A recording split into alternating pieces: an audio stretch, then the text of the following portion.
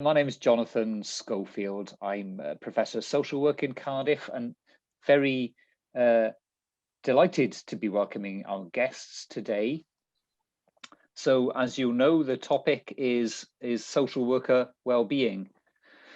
Has always been a very important topic, of course, and social work well-being can be challenging. Over the last year and a bit, we've all become much more aware of some of those challenges of social workers and other social care staff working in very difficult conditions. So it's, you know, even more topical than ever, really. So with us today, our two main presenters are from BASW Cymru. So we've got Alison Humes, who's the National Director, and Meryl Williams, who's a Professional Officer. Alison and Meryl will be talking us through their toolkit, and they'll also be setting up breakout rooms at two different points in the webinar. And we've got a nice number of people present today, I think, who will be able to join in that discussion quite nicely. We haven't got two unmanageable numbers, but the numbers I think are just about right. So there'll be two breakout rooms, each of about 10 minutes duration, okay? We are recording already. You will have seen as you came in, your message will have flashed up to tell you that we're recording. So feel free, you know, to put your cameras on or off. I think when we're in the breakout rooms, we will not be recording, and it'll be more effective, I think, if people can put their cameras on at that point, so we can have a discussion, a more meaningful discussion in the breakout rooms. We've got a third guest who's going to help facilitate the breakouts, which is Sarah Atkinson from Social Care Wales. Sarah's role is as a knowledge and evidence coordinator there.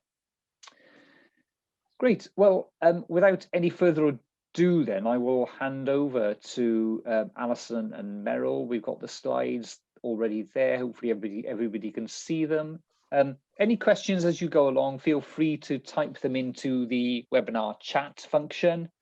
We'll try and pick up questions, you know, at various points through the session, and we'll definitely have a Q&A session at the end. So anything that's not already been picked up can be picked up there. Okay, Alison and Meryl, over to you. Oh, sorry, one more basic housekeeping thing. I can see everybody's done it anyway, but always a good idea to keep your microphones off if you're not speaking. Diolch yn fawr. Thank you, Jonathan.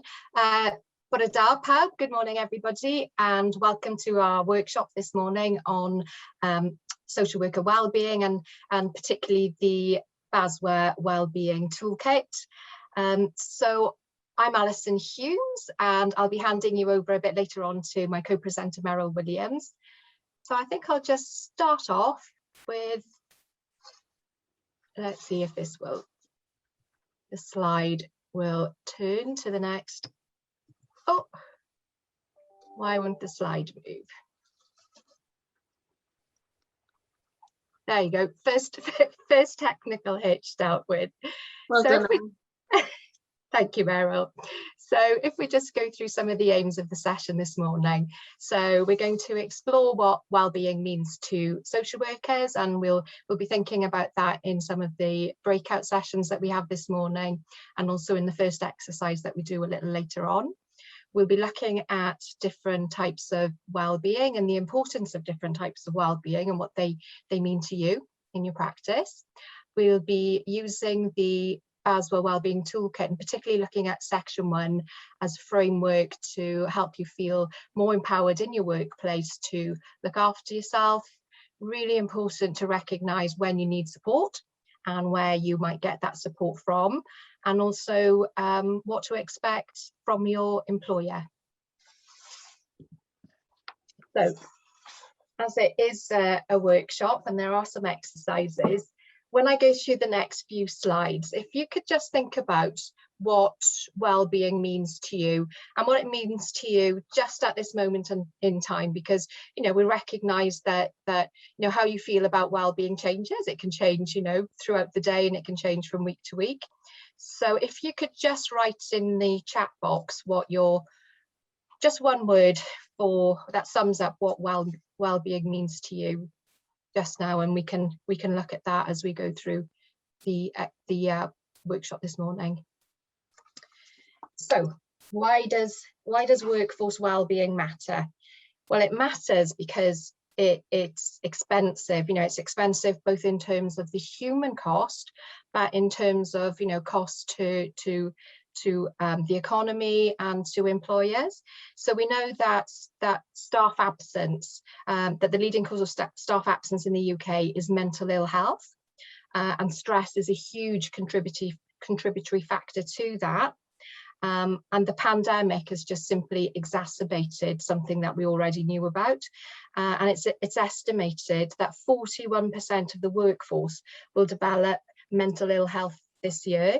So that's all of us, that's me, that's you, that's potentially Meryl, that's Jonathan, that's all of us. So that's hugely significant percentages there. And although estimates vary, it's believed that mental ill health costs the UK more than 94 billion a year. So that equates to cost to the employer and the economy, but most importantly, it's the human cost. It's what it means to us as individuals and to our families and people that we love and who rely on us. So we all know that social work is a phenomenally tough job. I don't need to tell social workers this, because you know it, you experience it on a daily basis, and you need to be in a job like this. You need to be mentally alert. You need to be resilient to deal with the demands that are placed on you, on a daily basis. And social work is a relationship-based profession, and empathy sits at the heart of what you do and what we all do as social workers.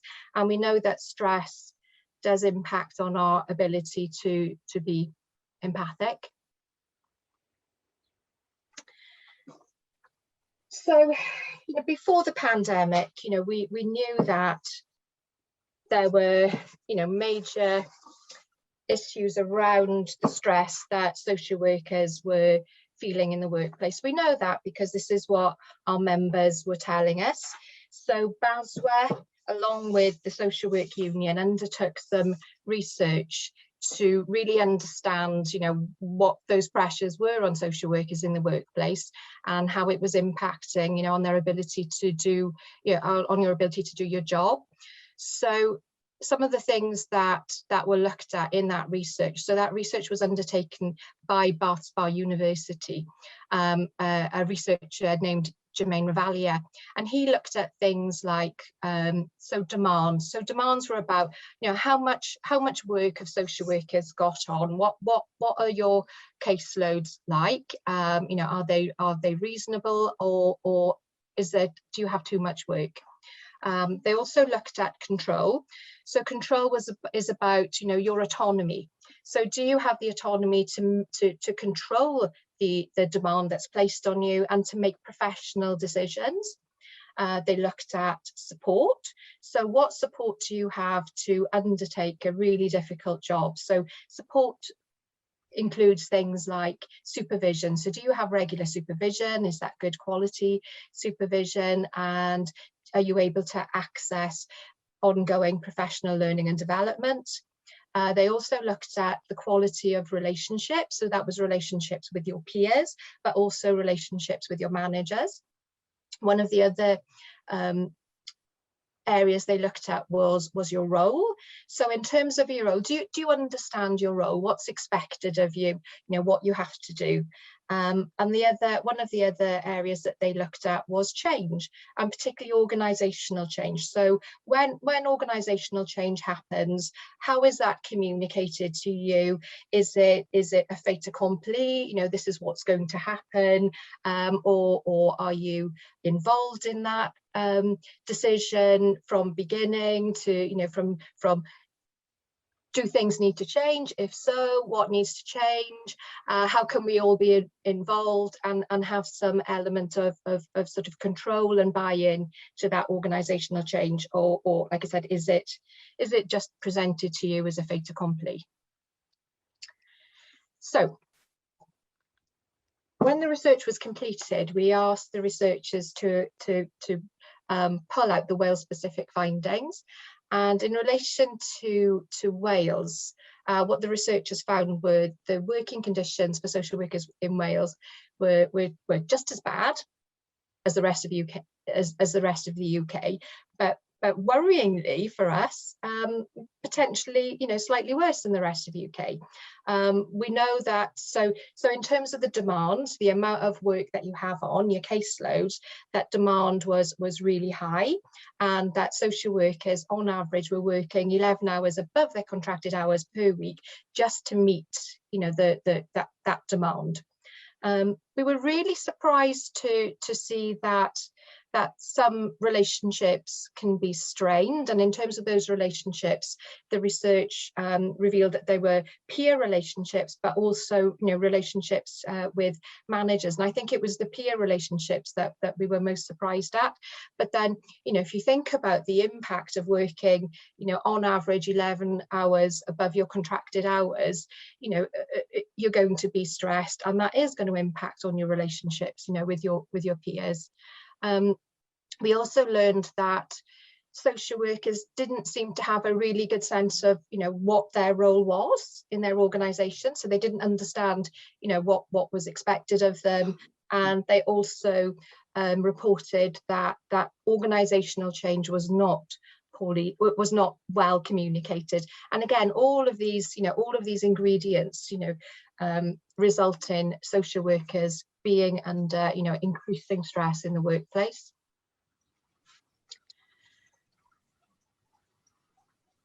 So again, it was really upsetting to see that nearly half of the respondents said that they were dissatisfied in their jobs. And again, if we think about the amount of demand on social workers, if we think about them not really being clear, in your role, and having strained relationships with peers and with managers, I mean, is it any wonder that there is dissatisfaction in jobs?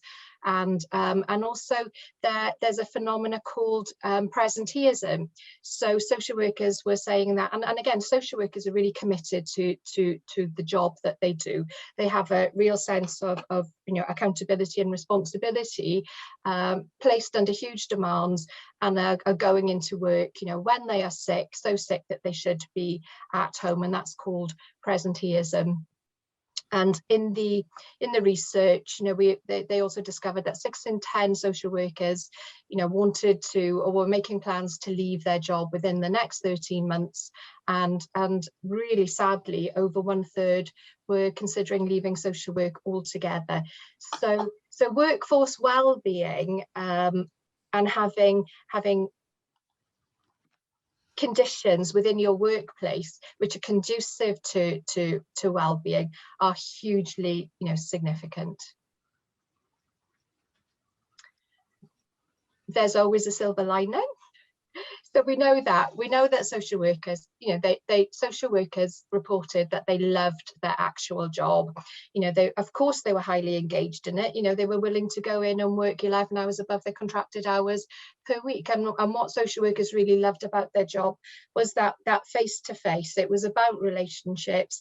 They struggled with the amount of paperwork that they had to do, but when they were actually one-to-one engaged with families, with communities, that's when they got the most job satisfaction. And again, I'm not saying anything that you don't already know, but what we know is that too much is expected of them with too few resources, and that results in social workers going into work when they should be at home, sick, and also that sense that they're unhappy and they want to leave their job. So over to you, Meryl. Thank you, diolch, Alison. You've got to remember as well that everything that Alison has just said was pre-COVID. And the world has changed, hasn't it, since the pandemic and last March. Life as we know it's completely changed. So if you think about all that you've already heard, we want you to go into breakout rooms next, and we want you to think about the impact that COVID has had on these different aspects. So firstly, on your relationships with your peers and managers and your service users. So how has COVID impacted on that? Then to consider the demand in relation to your workload, which I'm sure was already quite pressured anyway. It might have improved, it might not have done. That'll be part of the discussions in the breakout rooms. Then to think about organizational change. Clearly one major change for all of us was that we started working from home. But we also know that other people have experienced changes in team structure or management. Some people may have had new posts as well during the COVID period. And then finally, just to think about sort of, the impact that COVID's had on your mental well-being. And that doesn't need to be in relation necessarily to your work, but it could be as a result of everything else that's been going on. So we are going to have 10 minutes in the breakout rooms. You won't need to do anything to get there. Maybe you have to just click on a button maybe, but it's all organized behind the scenes, and don't ask me how because I've got no idea. And there will be facilitators, and then we will feed back. So it's now around 11:15. We'll be told when it's time to come back from our breakout rooms as well. So if we can do that now, that would be brilliant. So we didn't get through everything because I think we were talking really about relationships, and as you can imagine, social work is a relationship-based profession, so the impact of COVID on those relationships is key really. So what the members of my breakout room were saying, that working remotely had a significant impact on how they were able to relate with other members of their team, and it was mostly a negative impact.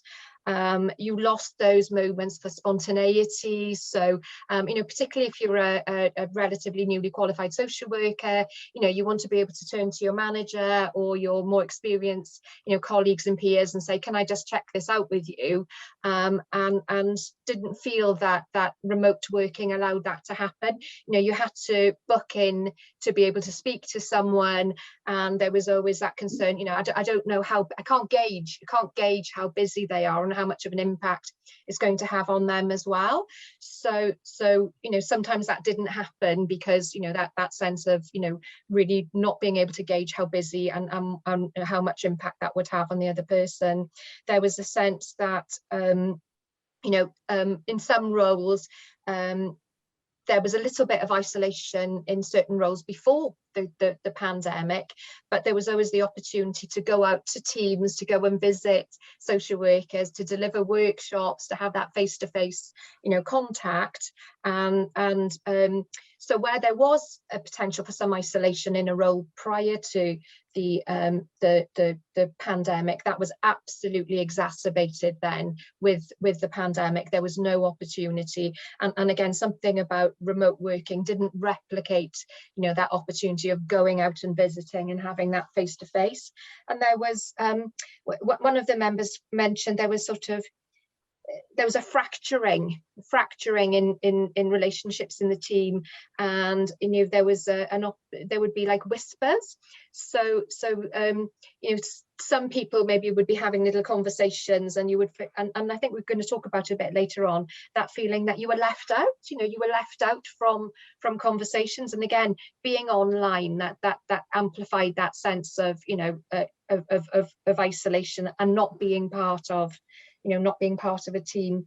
One of the members of our group also said that during this year they had a new team member join, and also they had a change in their sort of working method as well. So that was a bit of a double whammy, and again, caused real difficulties, and there was some relationship breakdown as a result of that. And they also talked about their team being a really reflective team. So they would come back when they'd been on a visit doing some direct work, and they would really reflect and then pick and talk about their cases. And again, the ability to do that was really significantly impacted by working online. So that's fine. Great. Meryl, do you want to do your group next? Yes, okay, thank you. Yeah, some similar themes really, and as with Alison's group, we didn't get very far through the questions. We covered the first one and we started looking at the second one. But I suppose what we were saying, and it was basically, it was a hugely significant impact that's been had as a result of COVID on a few different areas.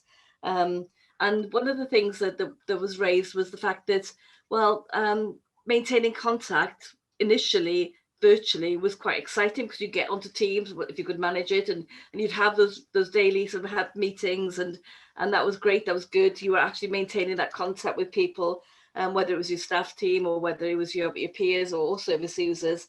But actually, as time has gone on, it's become more burdensome. It's become harder. There's that thing about having screen fatigue, thinking, oh no, not another time to get together on the screen to talk to people. Obviously, that doesn't relate to today here. I'm sure that doesn't relate here, but it's been difficult, hasn't it, to maintain that enthusiasm and that impetus for having contact online. And then another point was really looking at maybe work with your service users was more unsafe if you're doing it virtually, because you were seeing a snapshot of their lives. You weren't seeing what was around in the environment. You weren't being able to see if there's somebody else directing them to respond to you. You know, social workers, practitioners don't have the confidence that their assessments are safe because they haven't got that 360 view. They're getting that snapshot from people, and they can't see, they can't smell what else is in that environment. So really, I suppose basically it's no longer a safe place for that work to be carried out. Another issue was the recognizing that for social workers, they're in their own homes, while sometimes they're having very difficult conversations. So your own home no longer is a safe place for yourself, because the pressures from what you're hearing or witnessing is intruding into your own homes. And that's quite a real issue for many, many people. So I suppose that's been leading to an increase in the level of anxiety for people. And there's an anxiety about a number of areas, so that whole unsafe practice, but also about sort of re-entering work, re-entering the workplace, or even re-entering the world. That's increasing people's anxieties. So not really sure what's going to be next or what you are able to cope with next. So it's that underlying anxiety is probably being heightened as the control is also being taken away from you about deciding what's going to happen next. So are you all going to come back into the workplaces? Who's making those decisions? Is it your bosses or not? And I suppose what's happening is that there's more complexity in the world, more complexity for us as practitioners, for yourselves as practitioners. So you're not able to actually maybe work as effectively as you can do, because I think, as you just said, you haven't got that opportunity for those ad hoc conversations with your teams, either when you're coming back in from visits or assessments, or if you're taking a difficult conversation and telephone call. So you've lost that that ability really to be able to offload and just to debrief when you come back. Some people, I suppose, had said in my group that I'm just trying to read my notes, and if anybody knew my writing, it would be dreadful. Supporting each other has become more difficult. So the demand on your own work is difficult. It's harder and takes longer to achieve a piece of work. You know, if you were in the office, you had good business support and you had that support from your colleagues as well. And maybe you would reflect with your colleagues. But now any piece of work is taking that much longer because of that sense of isolation and being apart from everybody else. There were some good practices identified. Some authorities have been having reflective practice sessions with their social workers, so giving that time built in to reflect, because clearly we would all know that the reflection is essential in social work, and many of us would have lost those natural places that we would have reflected. So for example, driving in or home from work would have been one of those places where you could have reflected, and so it's important to build in those periods of reflection for staff as well. And I think that's as far as we got. Yes, that's it. So back to you, Jonathan. Great. So finally, Sarah, should we hear about your group?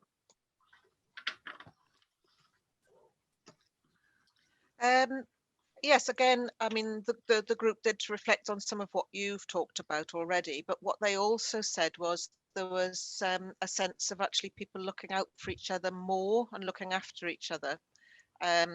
because recognizing how important well-being was during the last year and a half. So they have developed reflective sessions. They have looked after themselves more in terms of that flexibility where they're not spending as much time traveling. So that might be their reflective time, taking the dog out for a walk. The day being a little bit more flexible in terms of not being in an office environment. And there was also mention of positives in terms of relationships, having different kinds of conversations using different kinds of technology. So with younger people, some of the apps have been very successful, but then another side of that would be child protection and using virtual methods far more difficult. So again, I think I heard that mentioned earlier. So there was that sense of that they could be more, that there are senses of being more productive because you've got a better say on your time or use of your time. And that kind of support was going on with people and looking out for people where they hadn't necessarily heard from them or they weren't engaging. That would be the looking after bit. In terms of there was somebody there that was talking about the student perspective, and I think that's been quite difficult because of the virtual learning and not missing out on those conversations in the rooms and making a cup of coffee and that kind of learning and ideas. But they were talking about developing hubs are now being developed where people are going in together, and that's been really good. But they do miss that kind of fluid learning where they're engaging with others to do it. We didn't have any social work. We had people that had been in social work practice recently, but weren't actually at the moment. But they did say that they felt that relationships were good. Communication was working. And I think there was another example where at the beginning of it, senior managers really got together to look at how they could support ongoing. Again, not knowing at the time for how long it would be, but they were really looking at being able to support the workforce, and as a result, the internal relationships were actually strengthened. So there were a lot of really, positive feedback from the group that I was with. But again, recognising some of the issues that both Alison and Meryl have shared with us. So I think, yeah, that was pretty much it. But there were positives as well as the issues you've identified. Yeah, I think it's the feedback from these sessions is really congruent with the feedback that we've had from members throughout the pandemic, because BASW has been surveying our members from the start and really focusing on those domains that were studied as part of the research. And again, so there were highlighting some of the challenges of maintaining professional practice and relationships in a remote world, but also again lots of the positives. And I think what's really interesting and maybe something for us to look at and think about moving forward is that there are real pockets of very good practice, and then there are some areas where the experience of social workers isn't so good. So there's a bit of inconsistency, isn't there? So it'd be really interesting to sort of really understand what's happening in those areas where social workers are experiencing some really good really good practice, some really good approaches to supporting those relationships and well-being of the workforce. Back to you, Meryl. Brilliant. Okay, thank you. So I don't know about you, but I love quotes. Not that I live my life by quotes, but I do find sometimes that they inspire me. And I heard this quote from one of our colleagues that we've been doing some wellbeing workshops with over this last year, probably. And this guy, Viktor Frankl, he's a Holocaust survivor, and he's a psychoanalyst, I believe. And this is what he says. He says, those who have a why to live for can manage the how. And it's talking really about that purpose for each one of us, because social work isn't just another job. It's a vocation, isn't it, really? Because if it wasn't a vocation, I don't think many of us would have stuck it out for as long as we have done. And it's a vocation because it does put us under pressure. It does cause us stress, but there's got to be a reason for us to want to continue to remain as social workers. So, you know, we do things, don't we, like take on additional work. We come in when we're not feeling 100%, and maybe we should have been home. Not maybe, we definitely should have been home. You know, there's that sense of maybe not wanting to let people down. And, you know, how often have we all taken on additional work because we know it's helping the rest of our team? And I think, you know, as social workers, we're really driven, aren't we, by our sense of value that we have, and the values that are inherent, and the ethics that our profession rely on. But that does pose a problem for us at times, because it may well lead to our own burnout. But purpose is important, and I certainly believe that, you know, that being a social worker for me has been a vocation. You know, I've been a social worker for nearly a very long time, into over 40 years, and there's no way I'd have stuck it if I hadn't felt a sense of purpose coming from being a social worker. I don't know, am I able to move the slides on, or do you have, thank you. Okay, thank you. So, well-being, we reflected earlier on at the very beginning of the morning about some of those one words that depicted what well-being meant for us.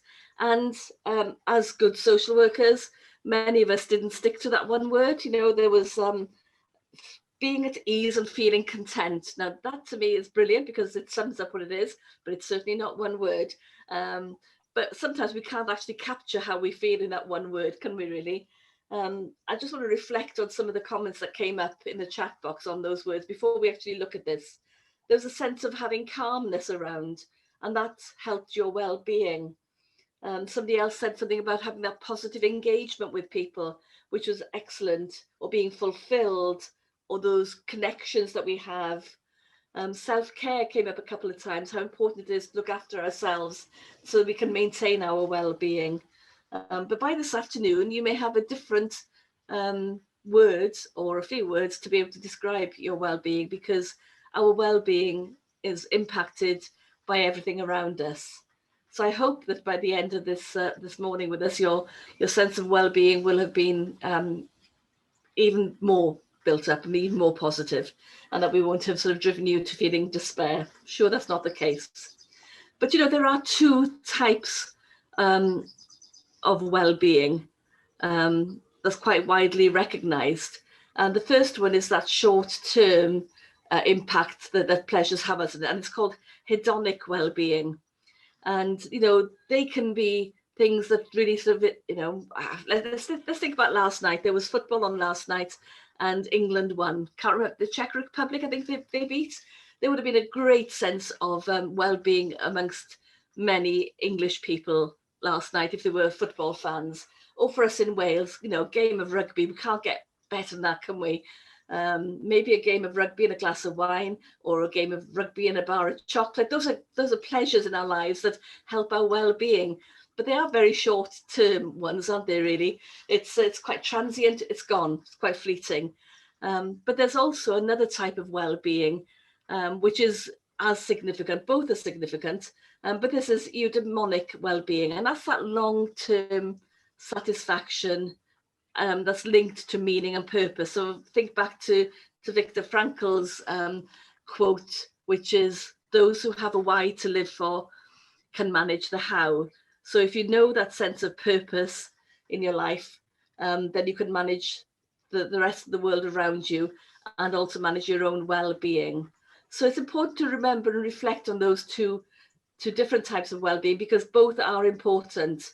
You know, we need that short term, but we also need the long term. And the picture you've got in front of you actually reflects eudaimonic well-being. And this was a picture taken in a care home, where there's care staff that would make a cup of tea or make breakfast and toast for the residents for their breakfast. But in this slide, you can actually see the lady herself, the resident, is helping to do that. And her sense of well-being was really reinforced by the fact that she was able to continue to engage in making breakfast, not just for herself, but maybe for the staff or for other people. So it's looking at how we can support people to achieve those long-term satisfactions. For this lady, meaning in life was always that she'd make up and she'd make breakfast. Actually being waited on, maybe that's great on holiday, and you may have that sort of short-term pleasure when you're on holiday, but really doing something that you could give out to others was important. So we need to think about those two different types of well-being and how we can ensure that we build those into our own lives. Thank you. There's a mug on the screen. Why on earth is there a mug on the screen, you may ask? Well, it's going to reflect the different types of ways that we can relate to people. There's a guy called Martin Buber, and he talks about relationships and how we relate to each other. And he categorizes them as two different ones. There's an I-it and an I-thou. So if I think about the I-it, well, that's more really something that's functional and objective. It's got its use, you know, but it's not really something we've invested a lot in. So for example, if I'd gone out to IKEA or to Tesco's or wherever, and I'd bought a pack of 6 mugs and I broke one, well, it's just one mug, isn't it, really? But if my grandchildren, because I have wonderful grandchildren, had bought me this mug and it says, Granny, I love you very, very much. Oh, do you know, that mug would be so precious. And I'd feel really attached to this mug. And if that broke, I'd be really upset because of that connection I've got. You know, it's that sentimental value because of the significance of that object. So, you know, there are two ways that we have of relating with people. There is that detached sense, the functional sense, that objective sense, coolness, more detached. It's something sort of, you know, very instrumental in our lives, or there's something that we've actually made ourselves vulnerable in a relationship. And, you know, there are times that we would become vulnerable in relationships in our working settings. Now, because I've been around for a long time and I've been a social worker for a long time, you know, years ago, we were very, I suppose we were really told that we shouldn't share anything about ourselves, that we should keep ourselves detached, that, you know, if we were visiting somebody and they wanted to know, well, are you married or have you got children? We try and deflect it back onto the services and try and guide the conversation away from ourselves. But if you think about the Social Services and Wellbeing Act, which is our primary legislation, running right throughout that is I-thou. It's about relationships, about developing those trusting relationships with people that we work with and we support.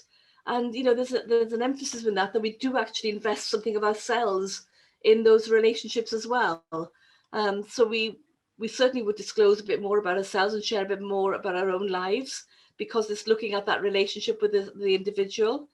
But within that as well, we still need to maintain our own safety. We still need to have some boundaries there to protect ourselves as well. So, you know, it's thinking back to, well, maybe at one time there was no way I would disclose any information, whereas now I know that in practice I would disclose some situation. But how on earth do you know where that boundary line is about sharing information and developing relationships? You know, it's all about relationship-based theory, person-centered theory. So we do need to invest more of ourselves in that personal sense with people. But we also need to make sure that we keep that really safe. It might be helpful if you could just go back 1 minute, just before we move on. Perhaps you could just think about some things and maybe put them in the chat box about how you can manage to have that I-thou relationship with service users, the people we support, and yet how we can be supported by our teams to be able to do that, and to be able to do that in a safe way. So just have a think about that as we go on. And if there are things that you think, well, how would I be able to do that? Have I found something that's been really helpful in my own experience that others may benefit from? Then please do share that in the chat box. Okay, it's over to Alison now. Thank you. Can we go to the next slide, please? So I'm thinking about what, you know, Mara's been talking about, and you know, social work being a vocation and relationship based. It's really important, isn't it, to think about how do we support the why? You know, the why. Why? You know, if we know the why, then you know, we can manage the how. So after we'd completed the working conditions research in BASW, we had empirical data on what it was like for social workers for the first time in the workforce. And that empirical data was really important to support our campaigning for better working conditions for social workers. And that's something that we've done since we had that really strong evidence base. But we also reflected that we needed to do something in the here and now. So you know, it's really important for social workers to know that we're campaigning, you know, for better working conditions for them, but they're still experiencing, you know, this stress and some very poor conditions in the here and now. So part of the dealing with the here and now was the development of the BASW Wellbeing Toolkit. And the toolkit was a really practical way to support social workers in the workplace. So, you know, it's a toolkit, so it's sort of filled with sort of practical ideas, resources, and things that you can do as an individual in your teams, and also you know, in your organization. And section 1 of the toolkit is really aimed at frontline social workers. And you know, as social workers, you know, we all have a responsibility. There is a professional responsibility and an accountability to make your professional needs known. So that's how you sort of communicate, you know, some of the challenges in your workplace up. And this section of the toolkit is really designed to support you in doing that. So in section 1, you'll see lots of resources around self-care. And I think the important thing to stress here is, you know, it's not just your responsibility to look after your well-being in the workplace. You know, it's your employer's responsibility. There are responsibilities, you know, on the regulator as well to support, you know, healthy workplaces. But we also, you know, we also have a role as well.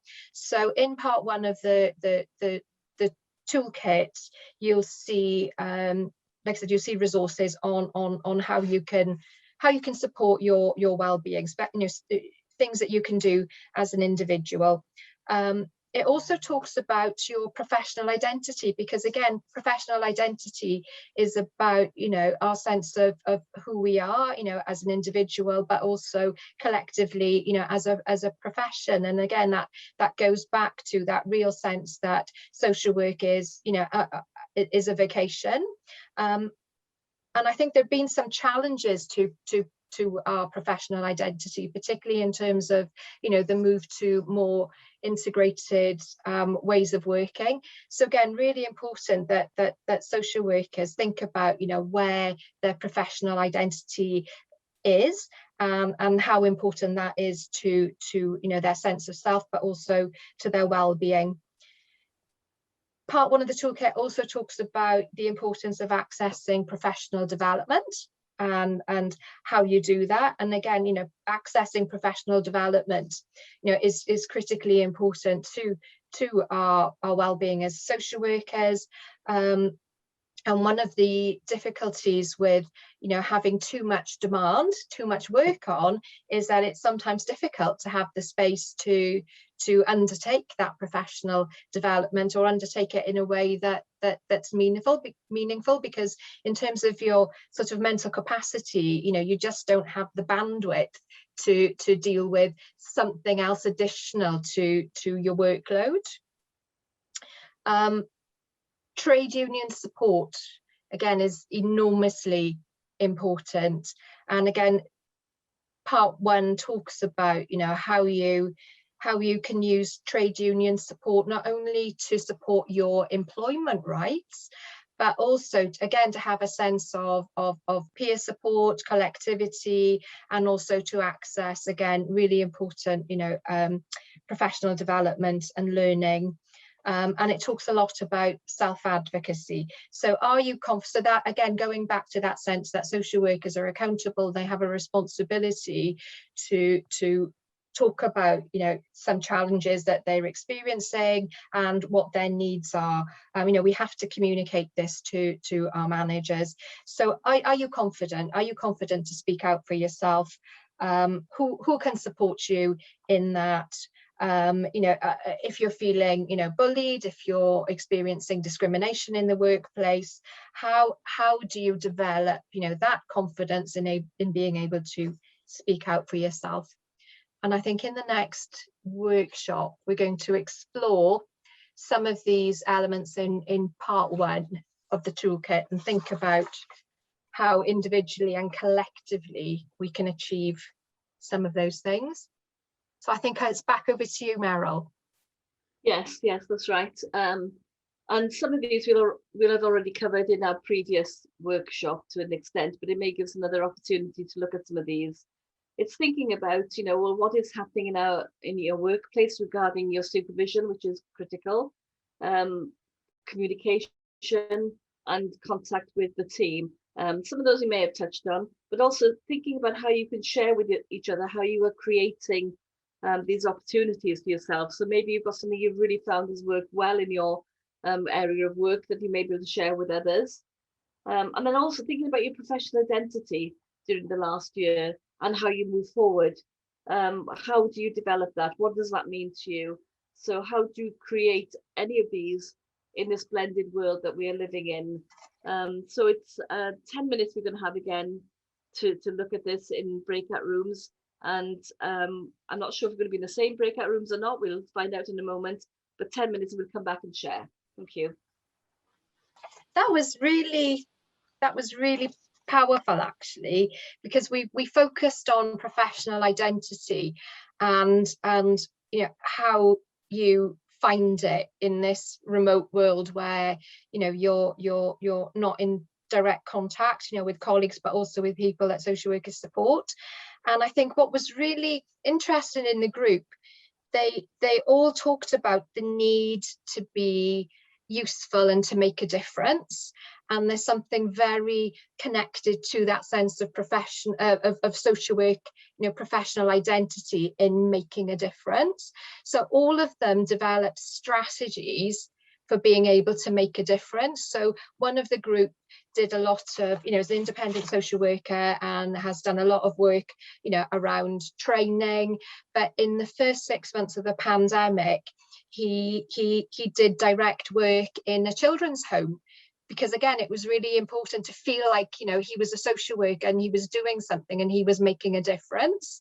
And that in turns then really supported his sense of well-being. I mean, he you know, talked about everything feeling harder and needing to do more work on a daily basis around maintaining personal well-being, you know, things like mindfulness and strategies like that. But the thread that ran through was that need to do something really practical to make a difference. Another person in the group talked about having responsibility over a wide geographical area, but again that became shrunk during the pandemic. So her being able to make a difference was in her locality. So again, it's back to, how do I make a difference? Somebody else in the group, you know, talked about, again, they thought collectively as a team, you know, what is it that we can do? How can we work differently? How can we support, you know, you know, the children that we're working with and the families that we're working with better? And again, it was about creating, you know, different ways of working. But if we strip it all back, it was about that sense of our professional identity is located in making a difference. I just found that really, really interesting. One of the other things that one of the group also said, it was really important for them to be a registered social worker, because it talked about having to go through, you know, a quality assured process and meeting standards, and only by being registered could you then call yourself a social worker. So again, in terms of professional identity, it was really important for them to be a registered social worker. So that's my group. Yeah, shall I go next then? Yes, Meryl, thanks. Okay, well, we focused on two things really, and one was supervision and how we maintain supervision and how we have maintained supervision. And I think the feeling was that, well, it's happening as frequently as it was before, but it is happening virtually, of course. And that in itself has its own challenges. And reflecting some of the comments I made from the previous group around communication and contact, you know, it's a case of, again, feeling maybe fatigued because we're having supervision on this virtual platform rather than face to face. And again, we sometimes then miss the whole body language. We just get down to business and do the reflection on our workload or whatever.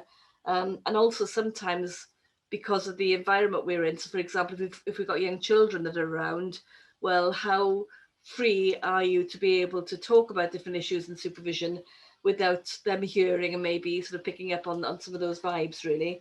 But we were also reflecting the fact that really by having virtual supervision, one of the managers that was in the group said, well, I'm available more easily now than I was before because I'm not traveling to meetings in lots of different places. So the contact for those ad hoc sort of queries and support is easier now than it was previously because of that fact. But then you have to weigh it up with that actual fatigue of being on screen. Then we started to talk about our professional identity, and a couple of really interesting points came up on this, really. And one person was reflecting on, you know, the clap for the NHS carers and how, yes, they definitely deserve that. I'm not wanting to detract from that in any way. But what about social workers? What about all the work that you know, as social workers you've been putting in during this pandemic, and there's been no recognition? So it's actually trying to sort of, and in fact, that had the impetus of actually strengthening that person's identity as a social worker. You know, that identity became stronger because it was almost being devalued by society because, you know, social workers and social care workers weren't actually being recognized by society for the work that they were doing during the pandemic. But again, it's a case of, well, you know, sometimes it's been more difficult during the pandemic to actually maintain your identity as well. So there's the two different ends of the spectrum, I think, that came through. And it's around that connectivity, because you're not connected to your teammates. You're not having the support of the team the same way as you would. Maybe your identity feels as if it's being diluted because you're not supporting each other in that, really. And we were only just beginning to talk about that when the warning came up that we were going back to our rooms. So yeah, so that's us finished. Sarah?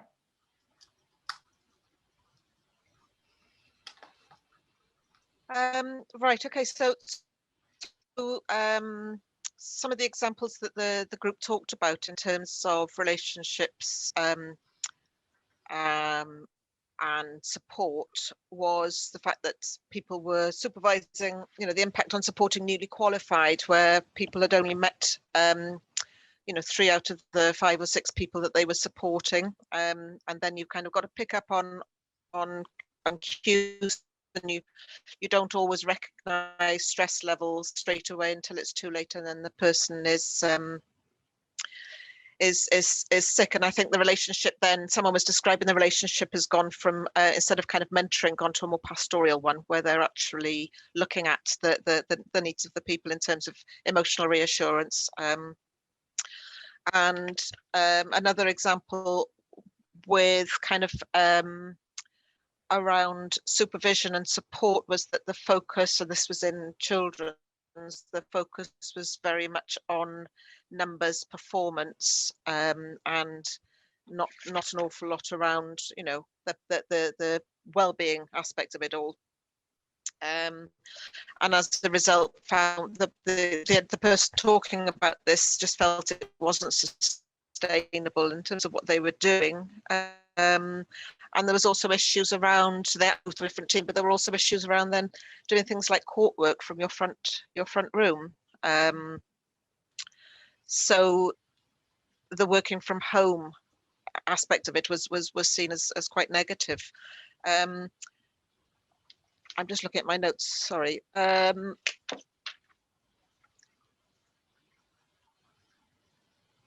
I think on the whole, there were we were considering quite the negative attitudes in terms of both workload, increasing the fact that, as I say, working from home, you're doing quite serious work in your front separate room, and that has effect on people's well-being and their mental well-being. An increased demand, and not being able to have those conversations because you're not working one-to-one. So the impact, I think, that was described by the people in the work group I was in was actually the difficulties and the stresses that they've actually experienced due to working in isolation. I think that's about it. Thanks, Sarah. So Alison and Meryl, before we can go straight into Q&A now if you like. Could you want to make any kind of rounding off remarks before we do that? We do have a final slide which shows resources. I don't know whether it'd be useful to put that up and then maybe go into question and answer. Yeah, great. So I don't know, Sian, if you could share the screen once more. Yeah, thank you. Thank you, Sian. But I think what I would say is, again, so for social workers in Wales, we've opened up our community. We have communities of practice, which are opportunities for social workers to come together. They're facilitated groups. Social workers in those meetings can talk about practice issues. They have educative functions. They're very much focused on well-being, but also on research and CPD. So we would encourage, and what we've done throughout the pandemic is we've made them accessible to all social workers. Now is not the time really just to narrow our support on members. So in terms of the social workers present here today, please look out for those sessions on the BASW Cymru website, because again they're a really great opportunity to come together as a profession and think about how we can support each other collectively. So just one message from that really, Jonathan, is to encourage social workers to come along to those sessions. Great. Thank you, Alison. And we've got just a bit over 5 minutes now for any final comments or questions. I think it's really fine for people to just speak. Perhaps if you put your camera on, that will signal that you want to come into the conversation. We're a small enough group that we could do that. Perhaps while people are thinking, just to note, we have got a comment from Mike Lewis in the chat earlier. I don't know if you want to expand on this, Mike. You don't need to. Listening to Alison and thinking about Viktor Frankl's work, he explores at length the importance of reframing even when in crisis. Okay, anybody else? Jonna, do you want to come in and ask a question? I see you put your camera on. No, just putting your camera on, that's fine. Yeah, no, I haven't got any questions, but I have got a reflection. I think we talked a lot about the challenges of working from home, but what I found really positive is in terms of development, professional development, attending these workshops, and I attended some of the community practice with BASW. I think all those lunchtime sessions the BASW was doing, I found that really, really useful. So I don't think I've done so much training that was actually useful in such a short time. So I think it's great for that. Thank you. And we'd encourage everybody, please, to download the toolkit. It's on the BASW website and you've got the link. And I think take it back to your teams, have a look at it together, have a discussion, think about, how it can support you as an individual. But, it's a holistic toolkit. So, it's aimed at your managers, it's aimed at, HR departments, it talks about good policies and procedures, but it's a toolkit. So there's really practical stuff that you can think about, as a team. There's a wellbeing checklist that you can do together, and you can use that as your baseline, and you can come back and and check it out together once you've done maybe done certain things in the toolkit to support your well-being. But use it, use it in your teams and in your supervisions, and feedback to us. Let us know how it's working in practice. It would be really really important and really interesting for us to know that.